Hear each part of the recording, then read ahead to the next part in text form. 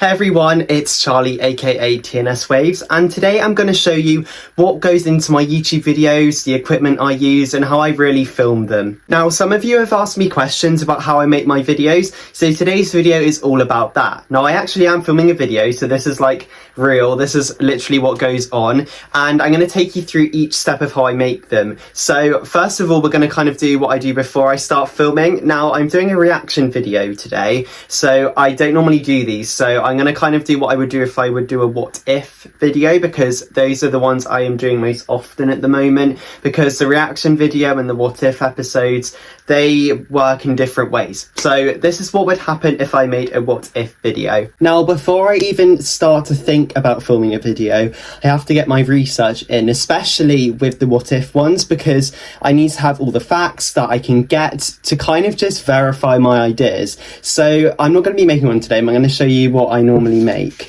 So, for example, the last one I did was Who Has Bought Absolute Dance, which was a what if video based on the off season of season 8 of The Next Step. So, for example, I have a bit of paper here with different facts that I have from the off season. For example, it says about the interview that Tiara Bling did with Maria, for example, and then it just has all my different ideas down. This is kind of like a script I can follow when I'm filming, because if I don't have a script, I tend to go very off what I want to talk about, and it just gets very confusing. But most of the time anyway, I will kind of like start reading through, because this isn't a full script for the whole video, it's just like the things I need to cover.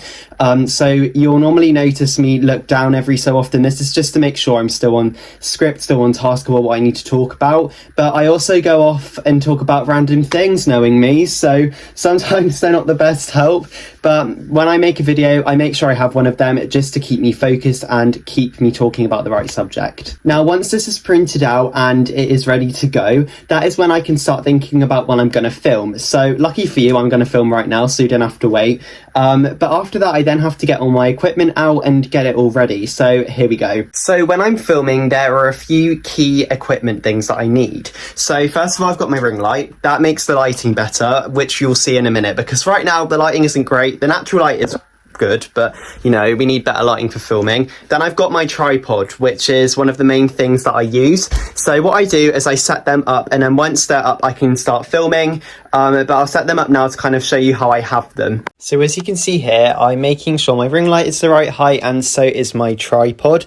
Then I'm kind of arranging them into the right position, so the lighting's all right. Then I'm plugging my ring light in, switching my light on, closing the curtains, and I'm good to go. Now, as you can tell, I'm in my normal place. I'm ready to go. I'm ready to film. Now, one thing I would say is that when I'm setting up my tripod, I have to kind of adjust the legs sometimes, adjust the height, just to make sure it really fits you. I've just had to adjust kind of the angle of it just before I was filming this. So if you are getting into filming, and you're filming things, and just make sure that the tripod is right before you start filming, because you don't want to redo it all. So that's just a little tip from me. So everything's ready, I'm good to go, and now I'm going to film a video for you all, and I will see you at the editing stage. So I've just finished filming my reaction video literally about 5 seconds ago. I came straight off that video onto this one. Now, the speak up thing is what I reacted to. It was very good.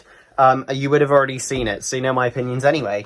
But now I want to take you into the editing side, because this is the side which sometimes takes longer than the actual filming. So I think it's important that you guys kind of see how I edit them, and I think that you might find it interesting, maybe, I don't know. But I wanted to kind of talk about it first, and then do like a screen recording just to show you what I'm doing.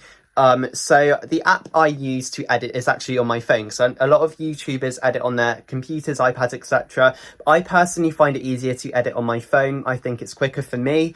Other people might not find that's the case, and that's fine as well. But I personally use CapCut. Now, the only thing I would say is that if I'm making a longer video, like 20-30 minutes, it sometimes gets quite glitchy, so I have to do it in 2 chunks, which is the only disadvantage. But, you know, it's a phone app, it's designed to make fan edits really, but, you know, it is great to make shorter videos on, which is kind of the direction I've been going at the moment. But with the reaction videos, I might need to rethink.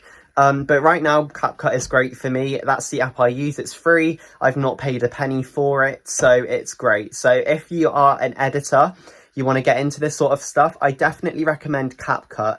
But when I used to make fan edits, what was it called now? Funnymate is what I used to use. That was kind of the thing that taught me how to edit. So if you want to get into editing, I would maybe start with that and then get into CapCut. Video Star's a good one.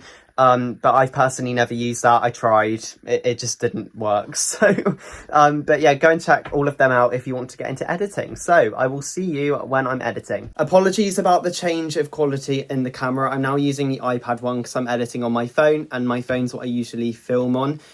So I just wanted to show you how the editing's going. So right now I have filmed 1 minute and 11 seconds of footage. And I've just noticed, you know, earlier on where I said about the height and stuff of the tripod, the height was too high, and I didn't know that because I can't see when I'm filming. So this video is going to be slightly weird. I've just shortened the height of it for next time. But you know, even I make mistakes in a video where I'm trying to help you all. So, you know, just pointing that out. So what I've done so far is I've done the point up to where I'm going to start reacting to it. The first thing I do is I put the volume straight up to 1000, just so the volume is great, you can hear everything. Then I need to crop it to make it fit me and so you can see me and I'm not tiny. Then I just kind of let it play, and if there's a bit I need to cut, I need to change, etc., need to pitch it, things like that, then I will stop and do it. Luckily for this one, there wasn't too much to do, so I've only been doing it about 10 minutes, and 1 minute of footage in 10 minutes is probably what I would normally do anyway, but it's going quite well. And this video is not very long, so I don't think it will take me too long. But yeah, it's going really well. I don't really know what else to say about it right now, but I will tell you how it's going at the end, because this is just a little update. So, see you when the video's done. So I've now finished editing. So what it's doing right now is it's exporting from CapCut. Can you see that okay? There we go. It's exporting from CapCut, and then what I do after that is upload it to YouTube. Then I'll schedule it to Premiere. So normally I would wait a little bit longer, but this is going to hopefully be coming out tonight if I can get it up soon.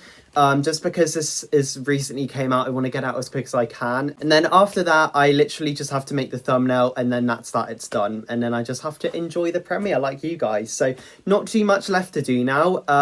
But yeah, very exciting. So I will show you how you upload to YouTube in a sec. So right now everything's good to go. I've done all the information. So as you can see here, I've done the title, the description, visibility, and the location. I mean, you don't really need a location, but there's a location called The Next Steps, so you know it fits in. So then all I need to do now is press upload, and then it starts uploading. Oh look, a little Love Island interview there. So then when it's uploading, it goes to a place called Your Videos. So oh, it's already processing. So this is where I can kind of see all my videos, and then up there is it uploading, and then I just have to wait. And then what I do now is I make the thumbnail whilst the video is uploading. So I'm now making the thumbnail, but I just wanted to give you another tip. So one thing that I had to learn the hard way is that when you're uploading a video to YouTube, it's okay to go off YouTube, but you can't like swipe it off if that makes sense. So you know, like when you go on here and then you like swipe up like that, you can't swipe the YouTube tab away because it means that I will stop uploading, and you know, that's annoying. But right now I am basically just editing a thumbnail, which is the cover for a video. So there's my face. But what I'm doing right now is I'm just cutting round to make the cutout look more authentic, look better, because there's nothing worse than having an outline round, like, yeah, not great. It's okay if you add an outline yourself, but you know, like when you get like bits of blurry stuff, you know, just not great. So that's what I'm doing now. I've got like the image I'm putting it on top of, and then once that's done, then that's it really. So basically finished now. So I will update you when everything's done. Now the thumbnail is all done, there's only a couple more things to do. So the final thing I have to do is just go onto YouTube Studio, which is here, which has kind of got all my analytics and stats and all that fun. And just check everything's been done, because it does have to check it for copyright and things, so I just have to check that it's all good to go. Then once that's done, I am basically done. So yeah, that is basically how I make my YouTube videos. I hope you kind of learned a few things along the way. I hope my tips were useful, and I will see you very soon for another video. Bye guys!